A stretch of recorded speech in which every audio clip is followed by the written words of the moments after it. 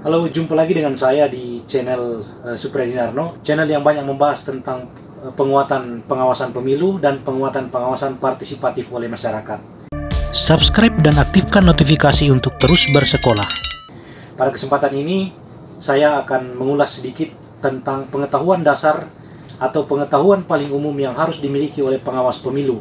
Khususnya pada kesempatan ini, karena sebentar lagi beberapa sahabat-sahabat sekalian, teman-teman sekalian, akan bergabung dengan keluarga besar pengawas pemilu menjadi pengawas TPS yang akan bekerja pada hari H tanggal 9 Desember 2020.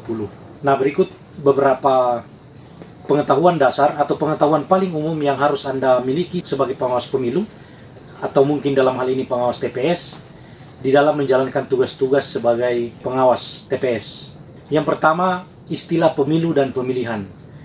Perlu diketahui bahwa kedua istilah ini terlihat mirip, tetapi sesungguhnya penggunaannya berbeda. Untuk pemilu sering kali digunakan dalam pemilihan presiden, pemilihan DPR atau DPRD, serta pemilihan Dewan Perwakilan Daerah. Sementara istilah pemilihan digunakan untuk menyebut pemilihan kepala daerah atau menyebut pilkada. Dalam hal ini, dalam pilkada serentak 2020, kita akan lebih sering mendengar atau menggunakan istilah pemilihan. Yang kedua, penyelenggara pemilihan. Menurut Undang-Undang tentang penyelenggara pemilu yang juga di dalamnya mereka bertugas menjalankan pemilihan, ada 3 lembaga yang diberi tugas untuk menyelenggarakan pemilihan. Yang pertama, Komisi Pemilihan Umum, bertugas untuk melaksanakan penyelenggaraan pemilihan umum. Jadi, secara teknis nanti Komisi Pemilihan Umum yang akan menyelenggarakan pemilihan. Komisi Pemilihan Umum terdiri atas Komisi Pemilihan Umum Republik Indonesia, Komisi Pemilihan Umum Provinsi, dan Komisi Pemilihan Umum Kabupaten Kota. Komisi Pemilihan Umum memiliki jajaran ad hoc atau jajaran yang bersifat sementara yang hanya dibentuk pada saat terselenggaranya pemilihan atau pemilu. Jajaran ad hoc itu atau jajaran sementara itu terdiri atas Panitia Pemilihan Kecamatan atau sering kita kenal dengan PPK untuk tingkat kecamatan, Panitia Pemungutan Suara atau PPS untuk tingkat desa kelurahan, serta Kelompok Penyelenggara Pemungutan Suara atau KPPS untuk tingkat TPS. Lembaga yang kedua yang diberi mandat untuk menjalankan atau melaksanakan pemilihan umum atau pemilihan adalah Bawaslu, Badan Pengawas Pemilihan Umum.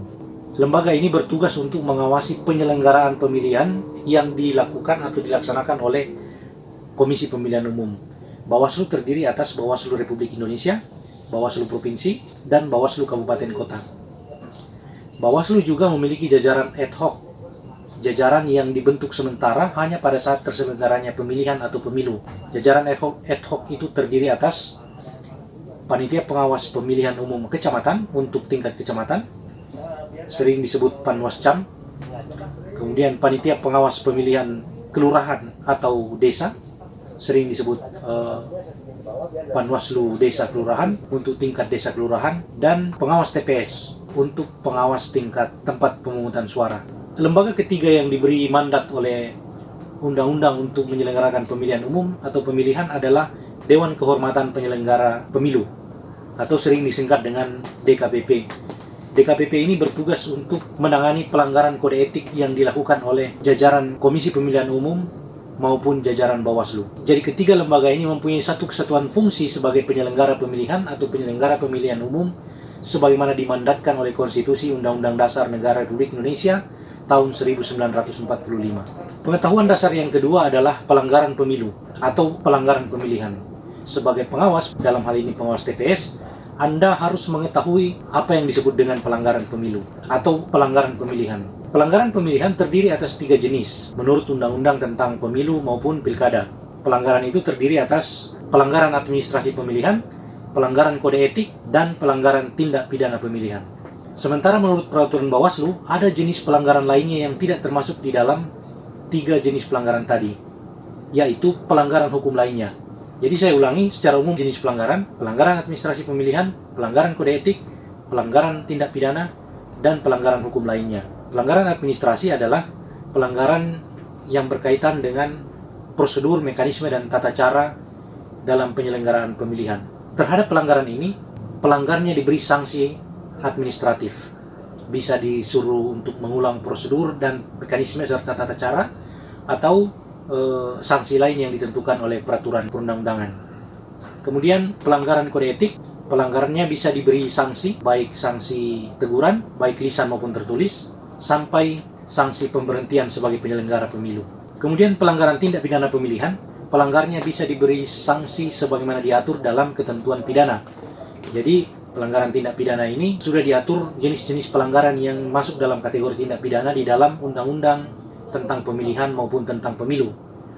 Dalam melakukan penindakan terhadap tindak pidana pemilihan, Bawaslu sebagai lembaga yang diberi wewenang untuk menangani tindak pidana pemilihan akan bekerja bersama-sama dengan kepolisian serta kejaksaan di dalam forum yang disebut Sentra Gakumdu atau Sentra Penegakan Hukum Terpadu. Pengetahuan dasar atau pengetahuan umum yang ketiga adalah tentang sengketa.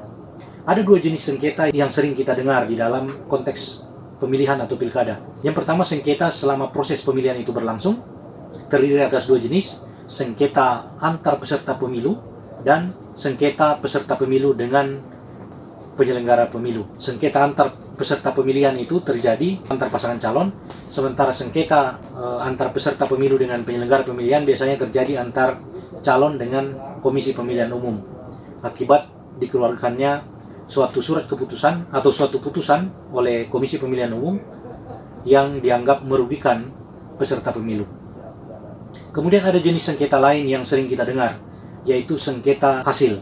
Nah, dalam konteks pemilihan, sengketa hasil ini disebut dengan perselisihan hasil pemilihan umum. Jadi penyebutannya adalah perselisihan hasil pemilihan. Sengketa ini terjadi antar peserta pemilihan dengan Komisi Pemilihan Umum yang mempersengketakan hasil pemilihan atau hasil perhitungan dan rekapitulasi suara yang sudah dilakukan pasca pemungutan suara di TPS. Sengketa atau perselisihan hasil pemilihan ini diselesaikan di Mahkamah Konstitusi.